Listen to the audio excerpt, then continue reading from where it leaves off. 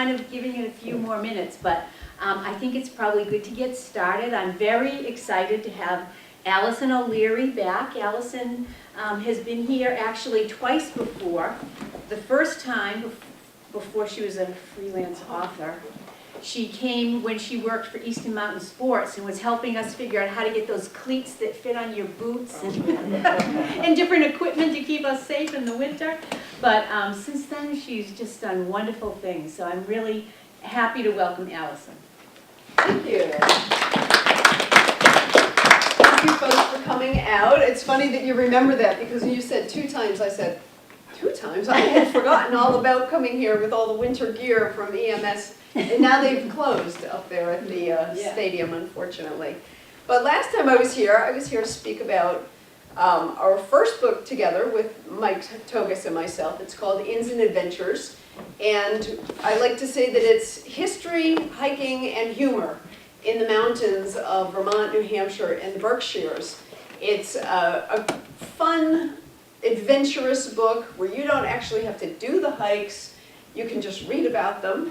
And a lot about local inns to stay at, where they have historic components, or the innkeepers have great local knowledge for you, whether it's where to fish, or where to shop, or the local lore of the area. It was really fun to research, and I love talking about it because my slides for that program are beautiful scenes of New England, you know, the places that we love to look at in all seasons. This one is a little bit different. So Close to Home is the true story of an American family's fight for survival in World War II. And I'll tell you how we came about writing it. As you probably know, my partner, Mike Togas, has written probably, I think, 6 survival at sea books. And they're very tense and, you know, exciting but scary at the same time. And he is forever approached by people who say, I have a great idea for a book. I know somebody who has a great story that would make a good book for you. And he's sort of gotten to the point where he's like, oh, don't tell me about another great idea, because most of the times it doesn't quite pan out. But he was invited to speak to an executive group at John Hancock in downtown Boston. And his host took him aside and said, you know, I've met a gentleman whose story you might be interested in. And of course, Mike's defenses come up and he says, oh boy, not another one of these. But of course, the man being his host, he had to be polite and listen. And he was told just enough to sort of start reeling him in. And next thing you know, they've invited us out to dinner to meet the gentleman who has this fantastic story. And his story became this book. Now, the story is about a rather unknown period of World War II, just after the U.S. entered the war. You know, 2 weeks ago was the 75th anniversary of the attack on Pearl Harbor. And immediately thereafter, U.S. and Germany declared war against each other. Now, they had been in an undeclared war in the North Atlantic because the United States had been supplying England to keep them alive, pretty much. A lot of goods and materials and you know, war-fighting items that they really needed. They were losing ships like crazy to the German submarines in the North Atlantic. And so now American warships were escorting merchant ships across the North Atlantic to make sure that these items got to England so that these people could continue to survive and fend off the Germans, who were really honing in on England and wanted to take over the whole island. So that is the stage that is set for January of 1942, when suddenly we're in the war against Germany, and they unleashed their submarines on the United States. So this is Mike, my writing partner, standing in front of the cover of yet another one of his survival at sea books. And he's quite a pro at this, so we thought, look at this, we have a wonderful, lovable family. We have an unknown period of World War II, or a period that people have either forgotten about because it was buried in all of the hoopla of winning the war and ending the war and bringing the boys home and all of that. So the early part of the war is pretty much forgotten. So we have two great components of a book here. And we decided that, okay, we'll do some research and we'll get to work on this and find a publisher because we thought it was definitely worth pursuing. The family members I'll introduce you to are, on the left, 8-year-old Sonny Downs, and on the right, his 11-year-old sister, Lucille.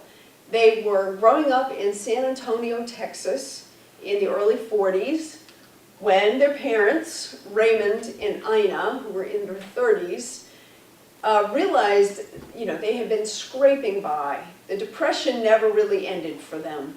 They had high school educations. Both of them worked 2 jobs apiece just to make ends meet for their family. They had another child older than Sonny and Lucille.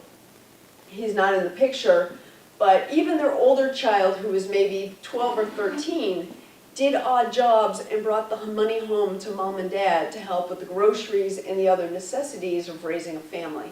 So they were really scraping by, as I said, and Ray worked for an oil company and at the post office. But he heard of a job in his chosen field, which was railroad mechanics. The job was in South America. So they had a difficult decision to make. Would they uproot their young family to take advantage of this opportunity to hopefully put together some real money for a change? But they would have to go all the way to South America to do it. And we were very fortunate in this part of the book to have many family letters to read in Ina's beautiful script, as they used to teach. None of the kids these days can write cursive, right?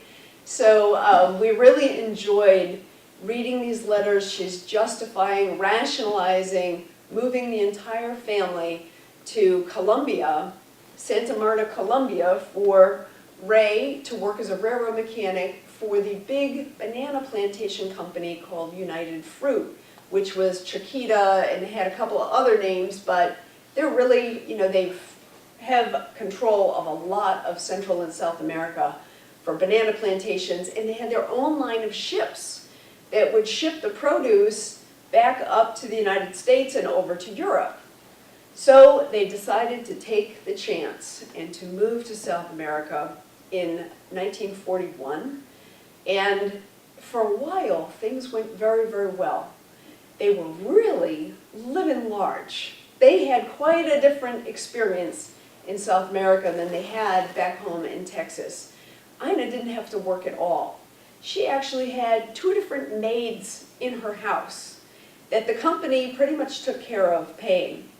The kids ran around with other kids their ages who were children of other expatriates who worked for the company, and they really enjoyed the way they were treated for the most part. They did start to run into a little bit of friction with the other expatriates who liked to party a little too much. Ina was a very devout Christian woman who wanted to raise her children a certain way and did not like some of the party atmosphere of living down there. But for the most part, they realized that this was really their golden ticket. They were putting together a nice nest egg. They could go home when they chose and cash it in. They could have a home. They could have a decent car. It was a good choice for them initially. So when the war broke out, they realized probably isn't a good idea to stay down here. Not only that, but the banana plantations had had a blight and some storms that had decimated the crops. They could no longer ship to Europe because Europe was off limits. So the shipping had been limited. The output of the plantations was severely limited, and the ships themselves that belonged to the company were being conscripted by the U.S. Navy for use, transporting goods and services to England and to other places for the Navy. So they really had to get on the last opportunity, the last ship that they could, to get back home. And in Ina's letters, again, which we quote in the book, there's a great sense of nervousness about the war. They couldn't get much information. They were worried about what was going on. I understand that some of the letters were redacted by the government. They would cut out sections or black them out. Even the letters back and forth to her family. So they felt very ill at ease down there, and they just had to go. They had to get out of there. So this is the ship they got on. It was called the Heredia. As I said, it was owned by United Fruit Company, and it was a regular on the route from South America to North America and even over to Europe for some time, but not after 1940. So the Heredia was about 400 feet long. It had cargo holds fore and aft where you see these tall masts sticking up at the flags. And the kids got to watch the ship get loaded with bananas and coffee beans and those sorts of items. And they told us too that the family car, which had transported the family from San Antonio to the port in New Orleans, all the way down through the Panama Canal, the family car actually came back with them on the ship. It's a little hard to believe, but that's what they were telling us, that the family car was put into the hold of the ship along with the bananas and the coffee and all of their worldly possessions, including everything that they made. Their nest egg was on the ship with them. They left the port in Costa Rica in the beginning of May of 1942. So now we have to hold there because these were the big danger plying the waters of the United States at that time. And Ina and Ray had very limited knowledge of what was going on, not just with the war in Europe, but with the hazards of U-boats in the United States or around the United States. What they didn't know that by the time they got on the Heredia in May of 1942, these U-boats had wreaked absolute havoc on the east coast of the United States. They had come over in wolf packs of 4 to 6, starting in January, in a very concentrated effort to decimate shipping on the east coast so that we could not get supplies to England and could not assist England in holding off Germany any longer. So it was truly a dire situation by May, and I'll walk you through a little bit of that. This is a Type 9C German U-boat, which was 240 feet long, 22 feet wide, had 22 torpedoes, both in the bow and in the stern.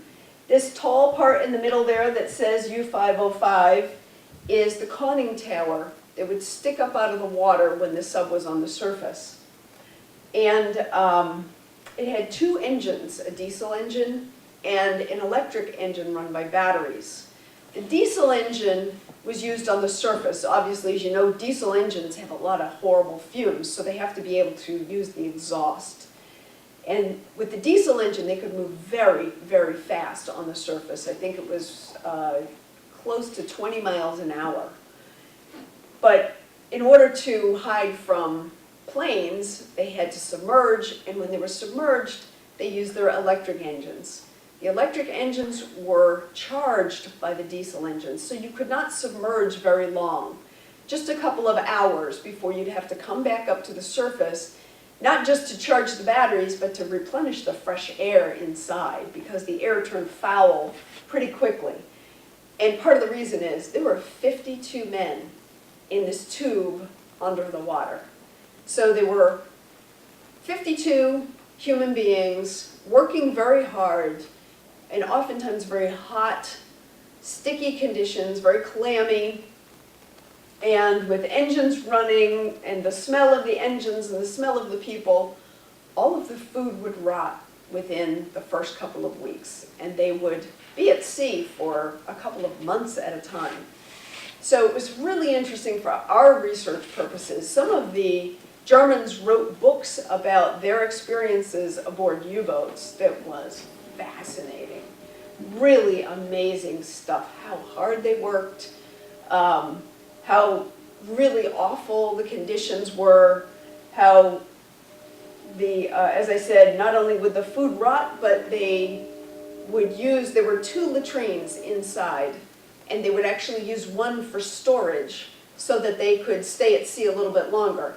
So you've got 50 men underwater for 90 to 120 days with one bathroom facility and no showers for months.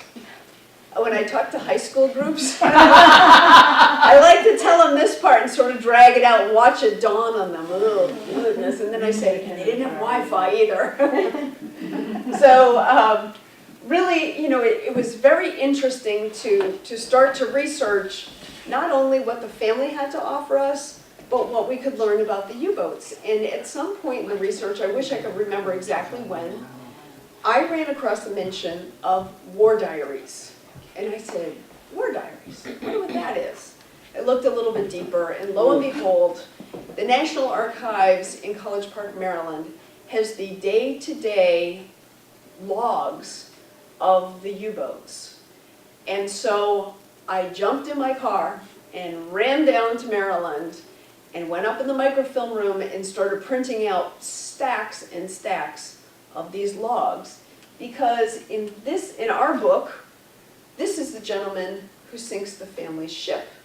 His name is Eric Verdeman. He was a 28-year-old U-boat captain, captain of U-506, who was the first to enter the Gulf of Mexico. He was a very, very successful U-boat captain. He was very by the book, didn't use a lot of extra words, and his log was fascinating. When we finally got a hold of it, we were so excited.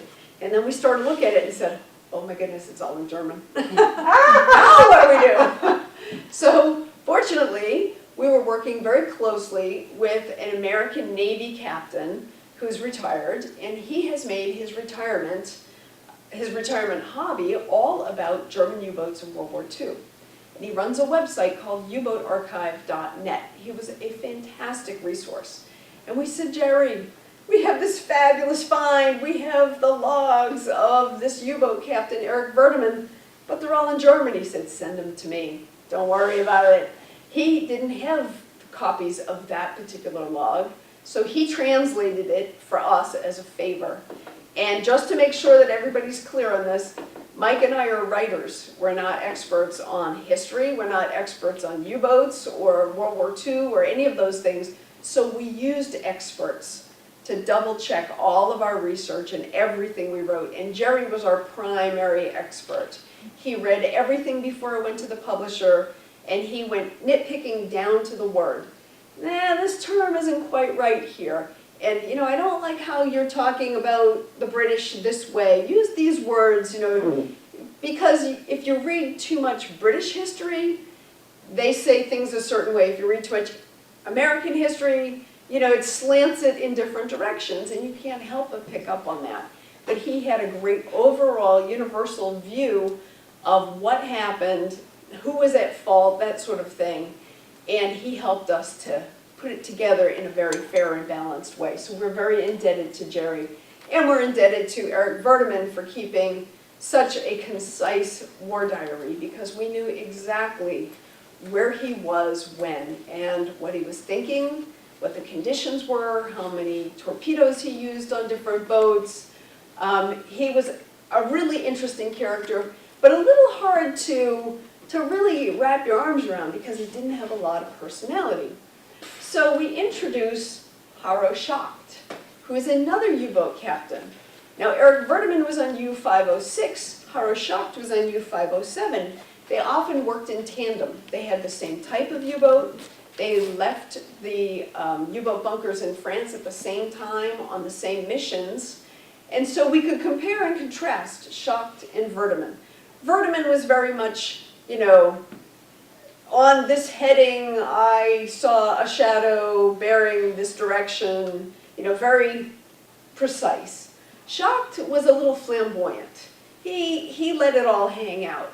He was the one who shows up in all of these newspaper accounts from survivors who said, I don't know who this guy was, but he came out on the U-boat after he sank our ship and he gave us cigarettes and he said, sorry boys, you have Mr. Roosevelt to thank for this. And we said, wow, what a character. Another time in the Gulf of Mexico, he had torpedoed a ship and it didn't sink. But the whole crew abandoned ship and paddled away on life rafts. And Schacht is sitting there waiting for this boat to sink, waiting for it to sink. It wouldn't sink. So he tells two of his sailors, go aboard that ship, get all the important papers, and then scuttle it. So these two guys follow the orders. They get over to the ship, probably on a rubber raft. They get aboard. They collect the papers. They're opening the seacocks, which helped to sink the boat. And an American plane comes over to bomb them. So the U-boat takes off. These two German sailors are stuck on a sinking ship, and their U-boat is gone. So they thought they were dead. You know, they were scared to death that that was the end for them.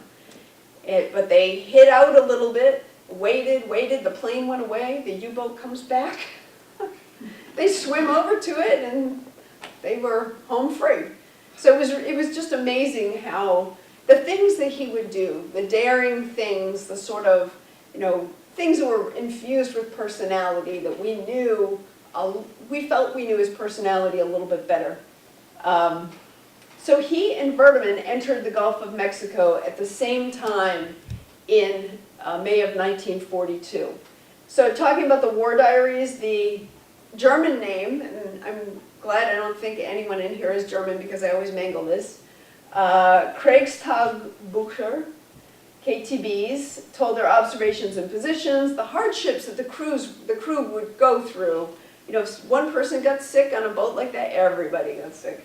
Daily updates and suggestions, and down the bottom it says it's a miracle the documents survived the war. They were, we believe, hand-delivered back to Berlin when the U-boats came back into port. But I think a lot of them were also transmitted by radio, so that the Navy administration of Berlin knew where these guys were all the time. They used their radios very frequently from the U-boat back to Germany, and that was an Achilles heel for them in the end. So Operation Drumbeat, which was the U-boats coming to the East Coast, the whole objective was to sink as many ships as possible. To sink ships before we could develop the countermeasures that would combat the U-boats very effectively. As I said, all of our Navy ships were up in the North Atlantic escorting boats over to England, and so we had nothing on the East Coast. We were virtually defenseless. This is a true statement, it's not a typo. In just the first 4 months of 1942, the German submarines sunk 170 plus ships on the East Coast of the United States. That is just appalling. It's amazing. And you could see, I mean, the research that we did, there were newspaper editorials saying, the government's got to do better than this. These guys are dying, by 10s and 20s every time a ship goes down. And if you do the math, 170 ships in, 4 times 30, 120 days is more than a ship a day that was going down on the East Coast. And it was incredibly easy for the Germans because the blackout provisions were not being enforced on the East Coast at the time. It was very early in the war. We didn't have the war mindset in the United States. We weren't towing the line. And the Germans could come across in their U-boats. They could see perfectly lit lighthouses and buoys and cities. They could see entire cities lit up at night. And a ship coming along the shipping channels was silhouetted against the lights of the city, made it a perfect target for the U-boats, because the U-boats could be a mile away and still hit a ship with a torpedo pretty easily. So we were actually putting many of the merchant mariners at risk by not shutting off the lights in the city, by not using the blackout shades and following that protocol. So it was truly our own fault that we were unprepared. And people often ask, how did the U-boats stay out at sea for 120 days? Didn't they need refueling? They did have provisions for refueling. They had these super U-boats called milk cows that were full of fuel, and they would sort of sit out by Bermuda, and they could rendezvous and use a big floating hose and refuel the U-boats so they could stay at sea longer. But you know what, it wasn't often necessary, and in our research, we didn't find times in the war diaries where these two U-boats went to get refueled. They didn't have to, because they could simply pick a spot off a major port and sit by a buoy and wait for the ships to come to them. They didn't have to go looking for these ships. It was very, very easy. It was terribly easy. Off of New York City, as a matter of fact, a U-boat was sitting out by one of the outer buoys, which is the turn into the shipping channel to New York City, and it was just sitting out there waiting for some poor ship to come along and get torpedoed. And in fact, that happened. A ship that was due into port never showed up. And people could see flaming wreckage offshore. Well, that's a dead giveaway. So the Navy commander in the area said to one of his, the commander of one of his ships, you go out there and you find that U-boat and blow them up, as if it were that easy. The Navy ship went out there to find that U-boat, and guess what happened to the Navy ship? It was the next victim. Right off of New York, just like that. Like 2 in a row, easy as could be for that U-boat. And unfortunately, that was the case up and down the East Coast. They mined the harbor at Hampton Roads, the approach, and they mined it 1 month. The U.S. sent minesweepers through. I just wrote an editorial about this. It's painful how easy it was for the Germans. The U.S. sent a minesweeper through that did not do a very good job. A convoy came up the coast, and 3 ships were sunk by mines that the minesweeper didn't find, that we actually kind of knew were there. So it was terrible. The whole thing was terrible. Now, these installations still can be found up and down the coast. I just visited one in Cape May, New Jersey. Yeah, we do too. Yeah. They're in Delaware. Yeah. This is a fire direction tower, because we had shore batteries with huge guns that could fire many miles out at sea. But the guys up in the tower were the lookouts who would tell the guns, how to direct their fire, how high, how far, all that sort of thing. And they were minimally effective, of course, because in the 170 plus ships that were sunk in the first 4 months of 1942, guess how many U-boats we managed to sink? None? One. One? In 4 months. So 170 to 1. They would call the game off if that was a baseball game. It was just terrible, terrible situation. And the Coast Guard, at that time, was a part of the Treasury Department. They were more involved in checking boats into port, to make sure that if they had a cargo from another country or something, or to rescue people who were in peril out at sea, but they were not the defensive force that we think of. So they really had to ramp up. They did a lot of shore patrols like this. They also had civilians doing shore patrols on horseback, sitting in huts on the beaches, just observing, watching for any unusual activity. And in our book, the older son actually joins a shore patrol later in high school and remembers recording any unusual activity, and that a Coast Guard member would come down the beach and pick up their logbook and, check it for anything that went on. And, it wasn't a completely wasted effort, because our research showed that, in fact, the German U-boats did drop spies and saboteurs right on the beaches here in the United States in 1942.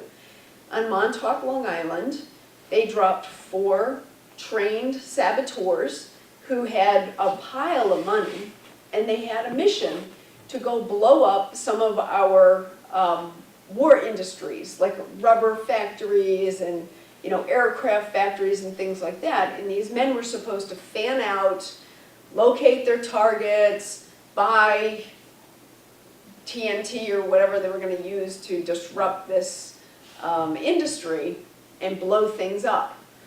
Fortunately for us, those 4 spies and 4 more that were dropped in Florida were all kind of goofballs, and they spent their money on new cars and gambling and jewelry for girlfriends, and one guy finally turned them all in. So out of 8 of them that were dropped on shore, 6 were executed as spies. But the man who turned himself in and his helper, who also agreed that yes, we should just go to the FBI and tell them everything, those 2 were spared. And one ended up being a Boy Scout leader in Pennsylvania. Throughout the 1950s, he was just a pillar of society.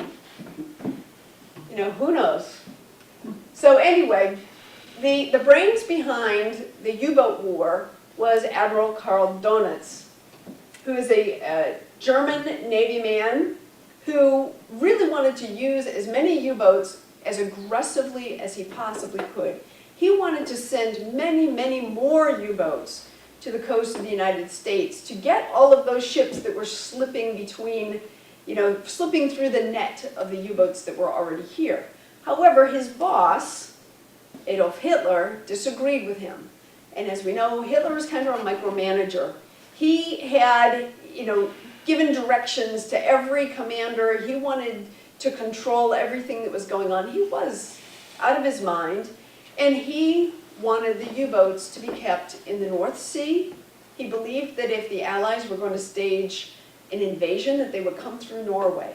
So he kept many U-boats up in the North Sea. He kept many U-boats in the Mediterranean. And he wouldn't let Donitz use as many U-boats to come to the United States as he wanted, which is good, because who knows, we could all be speaking German about now if he had really unleashed them on us. These were the U-boat bunkers.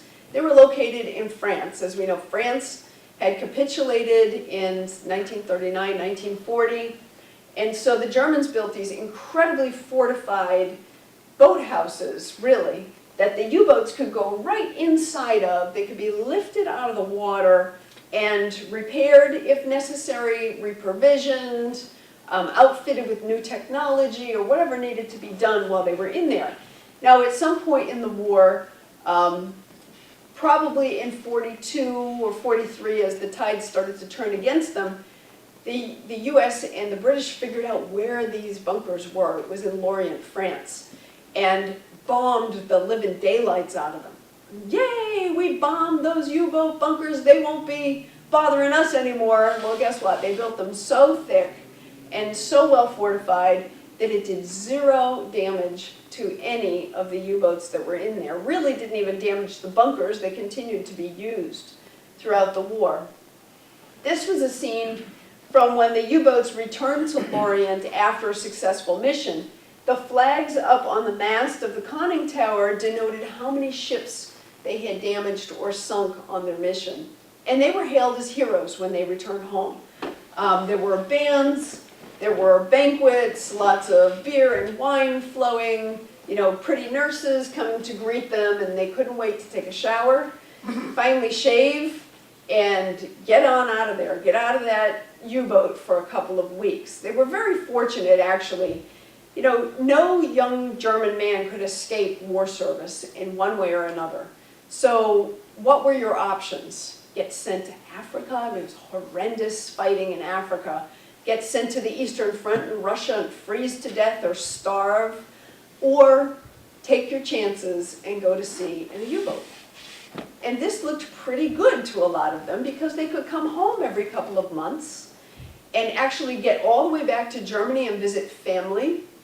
It wasn't like they only got 2 weeks of leave, on the front where they could step back and rest for a while. These guys could actually go all the way home from France to Germany and enjoy the company of their families before they had to go back out to sea again. So it really was kind of a nice assignment. And all of Germany knew that they were doing very well. There were a lot of great propaganda films, really exciting stuff. They sent camera crews on some of the U-boats. And so the propaganda films were shown in Germany and really made heroes out of these young men. So when they went home to their hometowns, they were stars, everyone loved them. They knew that they were actually making a difference in the war. It wasn't just a stalemate like the Russian front. So in part 3 of our book, we follow Verdeman and Schacht as they enter the Gulf of Mexico.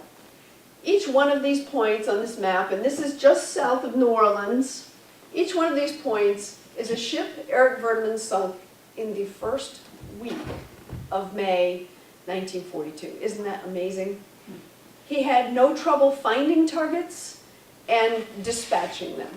It was just really awful to realize how exposed and vulnerable these ships were coming out of the Mississippi River or from Galveston, which would be off the map to the left there, with fuel from the refineries. These German U-boat attacks were so effective on fuel-carrying ships. Many of you may not know this, you may know a lot about the war, but did you know that there was such a fuel shortage here in New England in 1942 because of the German U-boat attacks that they built two 1,200-mile pipelines to get fuel directly from the refineries in East Texas to this area so that we wouldn't freeze in the winter of 1942. That says a lot right there. So Eric Verdeman was just wreaking havoc all over the Gulf of Mexico. At the same time, Haro Schacht gave us some amazing information. In his war diary, he was right in the mouth of the Mississippi River, and he was writing about how the water was cloudy yellow from all of the silt that comes down the river, how the currents made it very difficult to maneuver his U-boat, and he could see lots of ships that he wanted to shoot at, but he really only shot at one, and he blew it up right at the mouth of the Mississippi against the breakwater. I think it was called the Virginia. It was full of fuel, and it went up like a Roman candle. But you know what? Nobody believed that a U-boat did that. They didn't believe that a U-boat could come into the mouth of the Mississippi, so they weren't doing all the right things to guard against them. It was a very unfortunate period.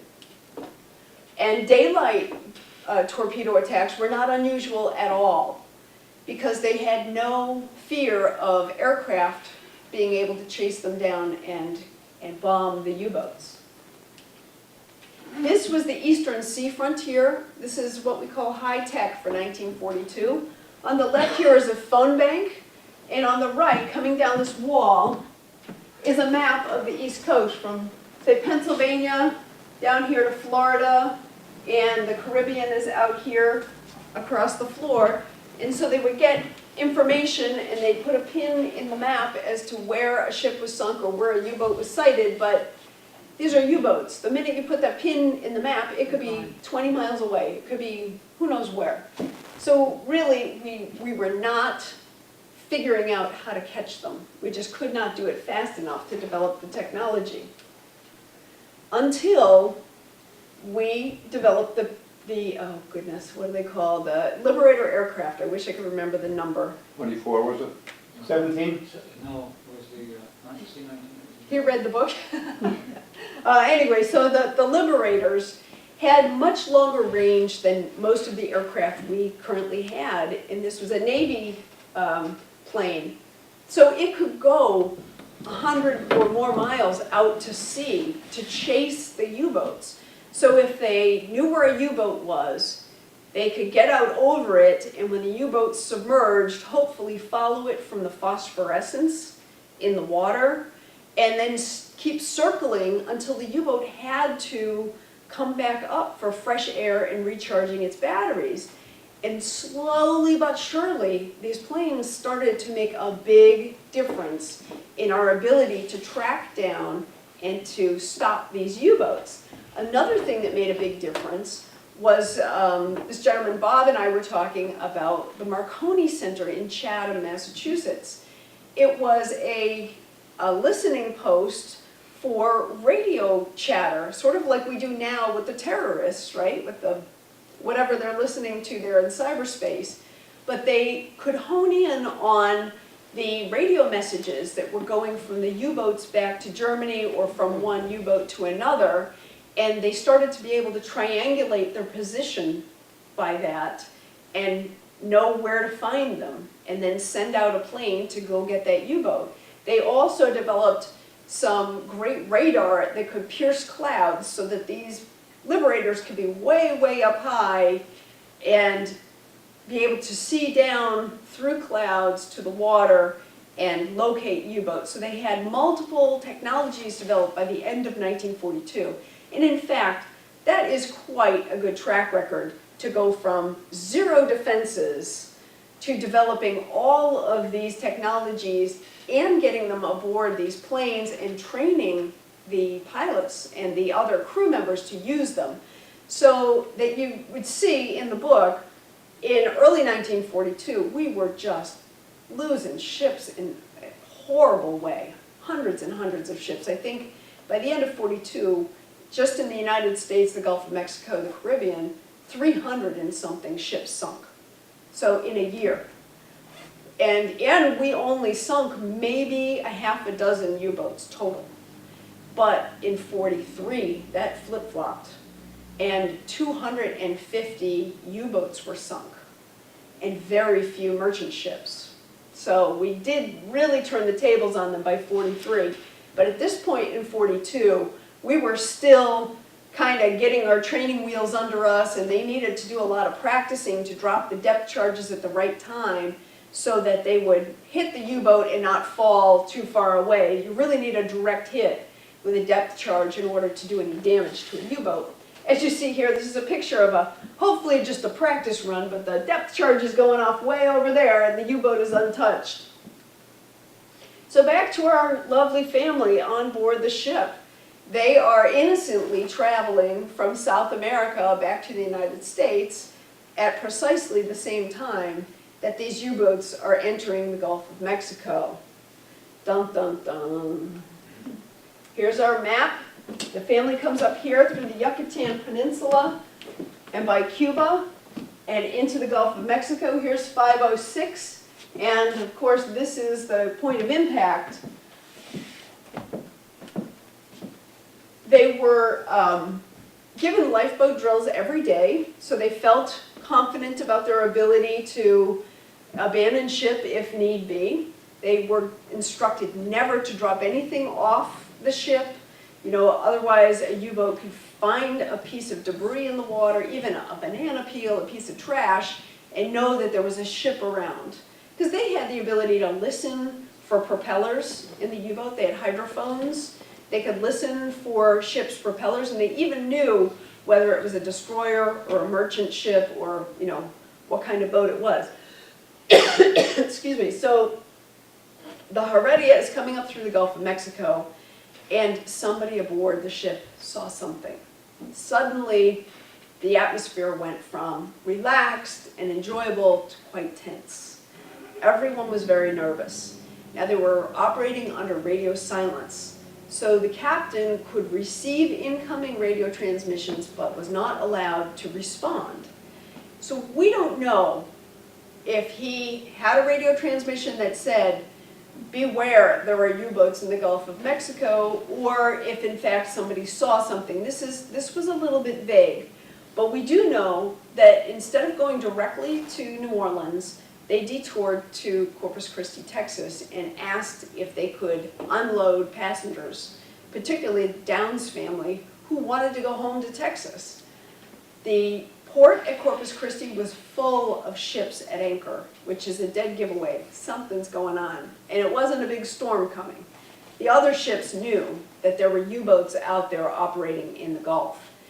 The captain got off the boat, went to the harbor master, asked if he could unload people or if they could stay there, and the harbor master said, no, you need to keep going up to New Orleans. You only have one more day.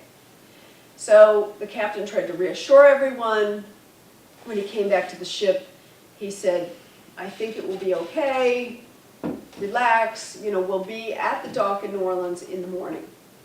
However, Ina, the mother, had a terrible foreboding. She couldn't sleep that night. She knew something was wrong. She had this intuition. And sure enough, at 2 o'clock in the morning, they were steaming along toward New Orleans, and Eric Verdeman in U-506 was sitting at a buoy just waiting for a ship to come along. And at 2 o'clock, he shot his first torpedo at the Heredia and disabled the ship. We're not sure if there was another torpedo or not. Sonny, the boy who was 8 years old at this time, who is now 82 and was telling us this story, he said he remembers feeling a jolt and sitting up in his bed and thinking that they had bumped into the dock in New Orleans, that it was morning. And his father came along and said, "Put your life jacket on, I'll be right back." And so, he's 8, he's waking up, he's groggy, he's thinking, what? Put my life jacket on, aren't we at the dock? And then as his father left the room to go into his mother's stateroom, he realized his father's walking in water. And so he put his life jacket on, his father comes back in with his mother and his sister in their life jackets and says, "Let's go." And they went out, and as they exited their stateroom and started for their lifeboat station, the water is coming up to their knees, and there's a sailor saying, "Don't come down here. The boat is gone down here. There's nothing left." So they ran up a stairway, and when they got to the top, the boat lurched, a wall of water hit the family, and they were all washed away, all in different directions. So, it was wrenching for me as a parent to think, you're holding your kid's hand, you were, asleep 5 minutes ago, and now what? It was terrible, and as a journalist, I was thinking, this is such an incredible story, but I'm a little bit nervous because we only have the memory of an 82-year-old man to rely on. We really don't have, we had newspaper accounts from after the fact, but can we hang the whole book? This is the big moment of the book. Can we hang the whole thing on the memory of an 82-year-old man? So we continue to pester family members and say, have you any other documents? Do you have anything? Did anyone, tell the story to somebody we can talk to? And the granddaughter of Ina, Lucille's daughter, said, "You know what? I have a shoebox. Let me go look." And she came back and she called us and said, "I found a cassette tape in this shoebox, and it says Ina on it. I think you want to listen to it." And it was Ina telling, as an adult, the entire story from her perspective. Hallelujah. It was such a relief for me to know, okay, we have a corroborating story, and it was chilling. Because it was one thing to have Sonny's version, where what he remembers being 8 years old, and his fear, and his dad swimming through the water to him, and all that sort of thing. But it was something else entirely to have an adult, the mother, saying, "The last thing I heard my daughter scream was, 'Oh, mother, where are you?' And she was gone in the dark." And I'm like, oh, God, makes me cry. So, Ina, I'm not going to give away the whole thing, but Ina had to jump off the ship into the water by herself and sort of leave her family behind and hope for the best. She swam away. I was going to read a little bit here. Just moments before Ina had been with her family, she tried to remember the sequence of events that resulted in her being here in the oily water at night, but it seemed like a dream or something that happened to someone else. "Oh, mother, was that a torpedo?" Lucille had cried out. Without a thought, Ina had grabbed their life jackets from under the lower bunk. The lights flickered, but she had the presence of mind to knot the ties instead of bows that might slip loose. She couldn't exactly remember what happened next. 1 minute, the family had climbed the mahogany staircase. The next moment, they were in a river of seawater cascading over the deck and roaring down the stairway. Now, alone in the water, she could hear horrifying sounds of people screaming and the ship breaking apart. A broken board bumped into her and she grabbed it, leaning forward and kicking her feet to propel herself away from the ship, the destruction and carnage. They had been told countless times during lifeboat drills that a sinking ship creates tremendous suction and whirlpools that might drown anyone nearby, and now it was real. The water around her boiled with bubbles and debris popped to the surface as she fought to put distance between herself and the doomed Heredia. So each one of them has a very compelling survival story. As I said, Ina, she had jumped off the ship and the water was covered with oil from the engines, and the oil splashed in her face and partly blinded her.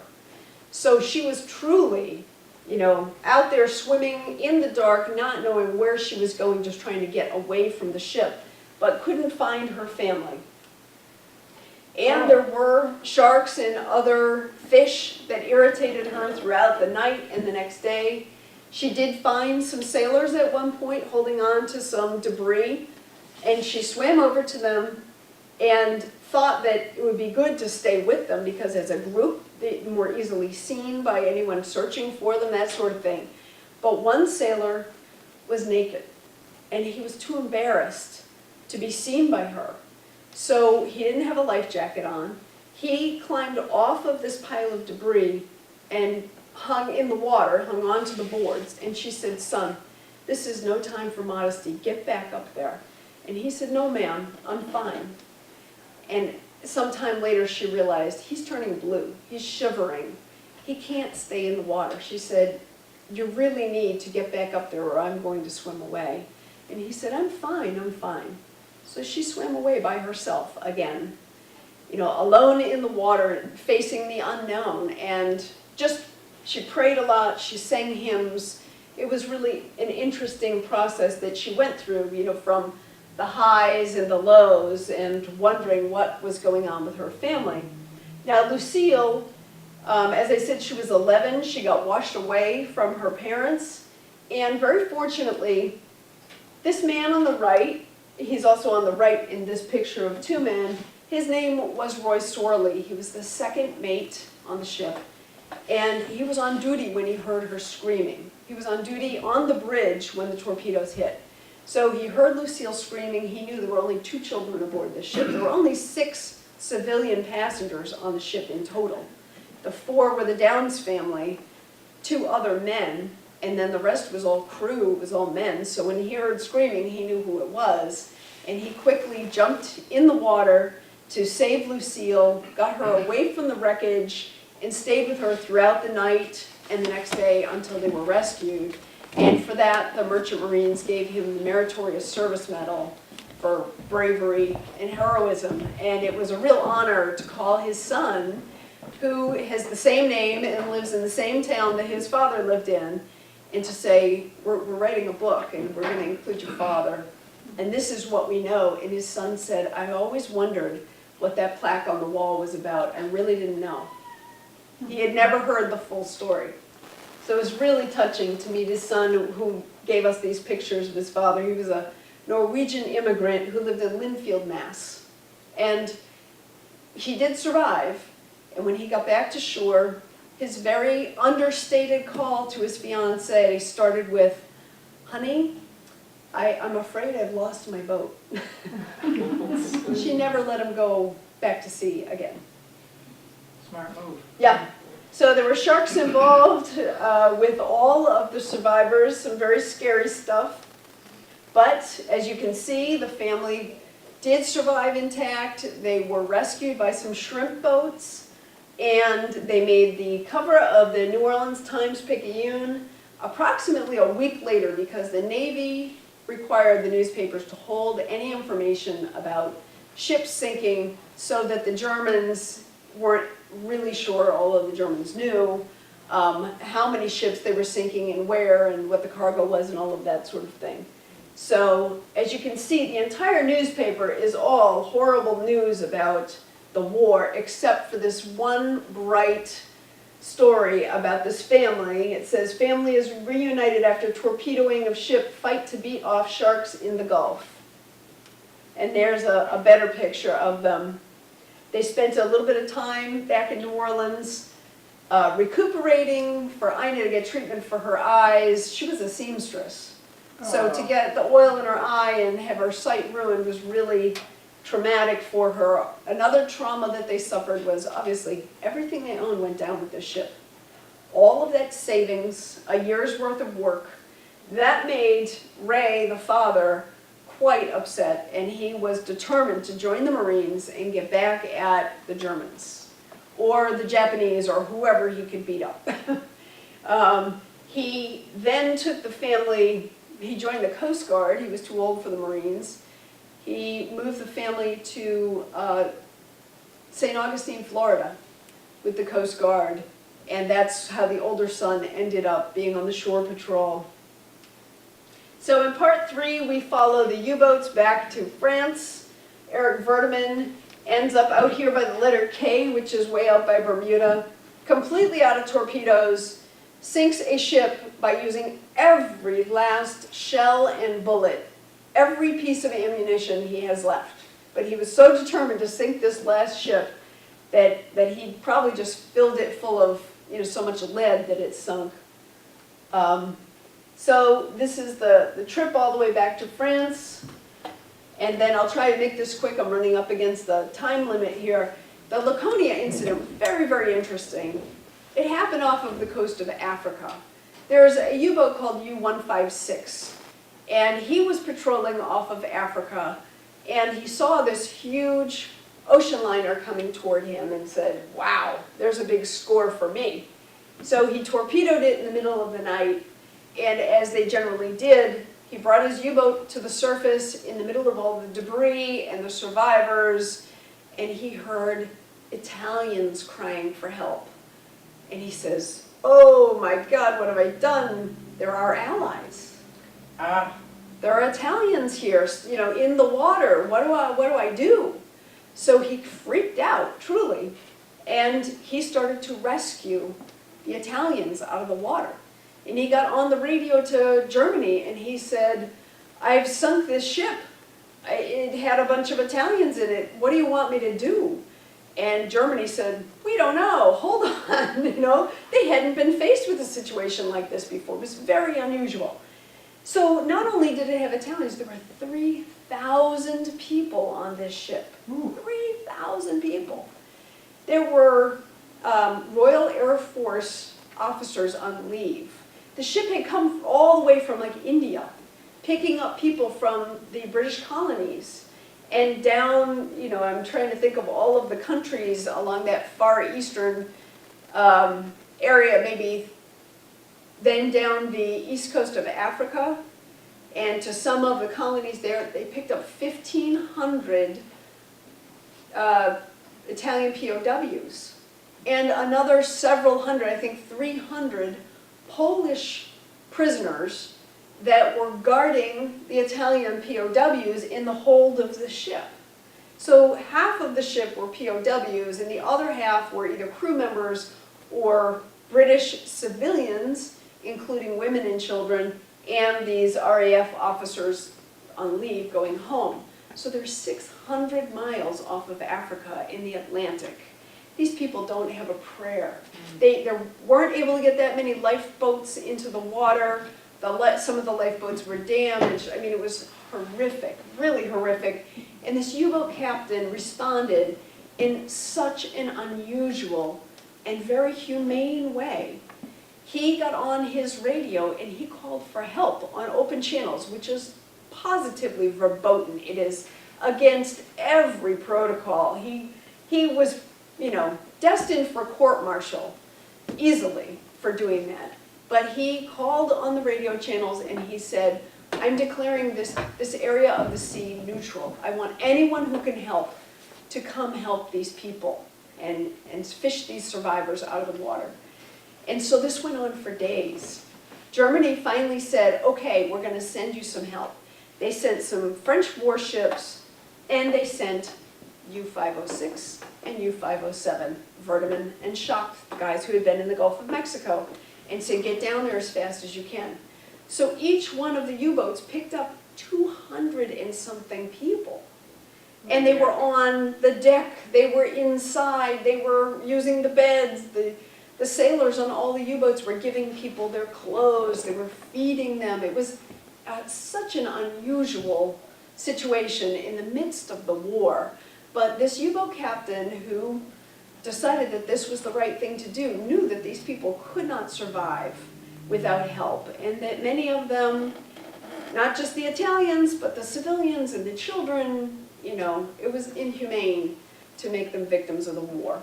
So, in an unfortunate twist of fate, an American Liberator bomber comes over the scene and sees this U-boat covered in refugees with life rafts all around it.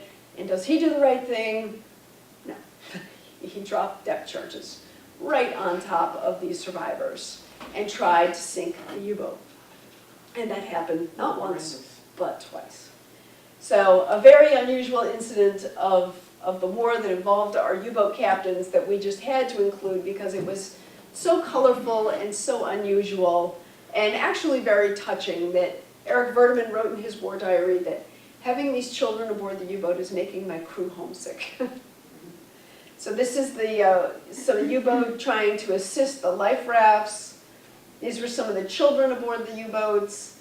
Some of the British women were afraid that they were going to be executed when they stepped aboard the U-boats, but in fact, when they left, they said, "We're going to tell Winston Churchill how wonderful you were to us. You saved our lives."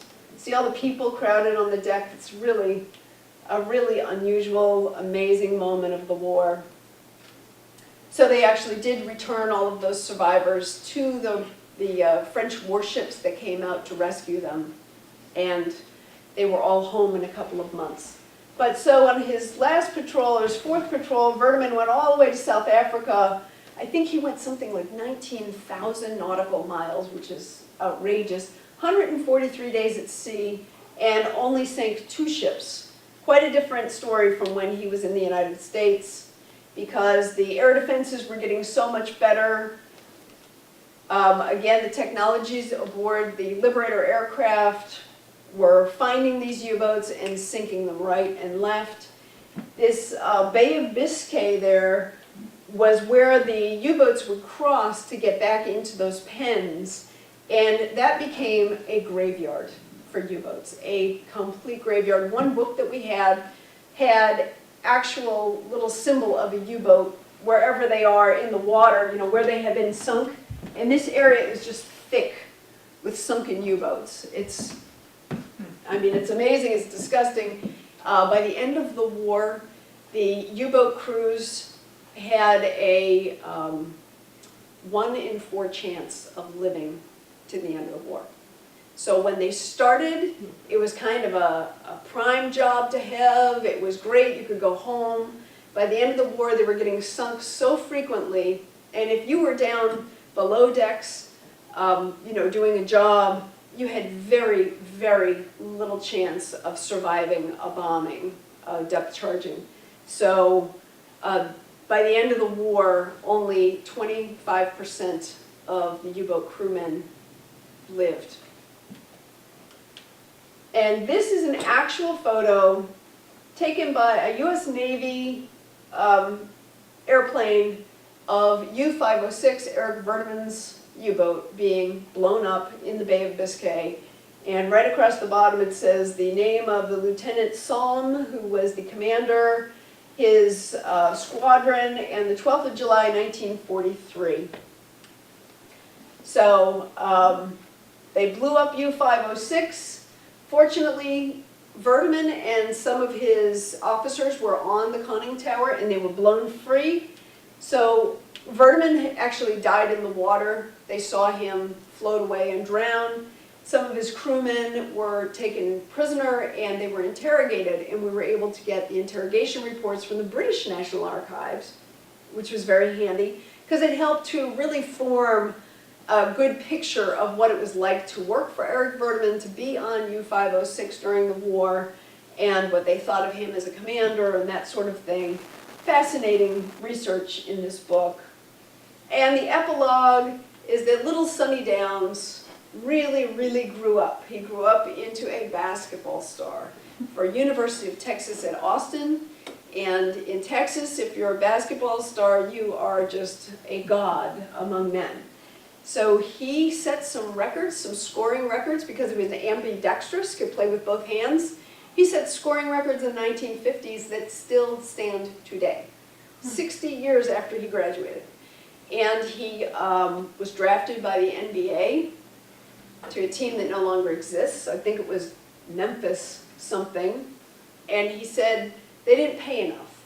I think they paid maybe $5,000 a year back then to play in the NBA. It was when the league was new.